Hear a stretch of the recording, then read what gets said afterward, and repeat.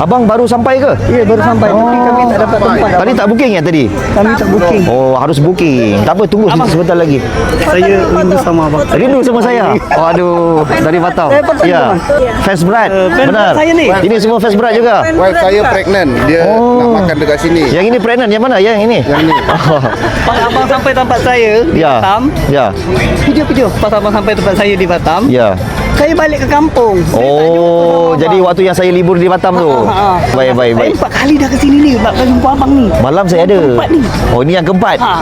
Tapi tunggu yang lain meja clear. ada Nanti kita air masuk. dulu tak? Ada bang, ada. Dek. Okey bang, terima kasih bang dari Batam. kasih, bang. Fans beratnya saya daripada Batam. Okey, so ini saya punya kemeriahan penuh. Ya Allah, luar biasa. Yang mana belum follow, tolong follow Abang Lobster, share, repost dan tolong komen. Salah ke seumur hidup sekali makan king crab dekat sini? Tengok ni table ni order 10 king crab, 10 lobster. Terima kasih banyak. Jumpa lagi Abang Lobster.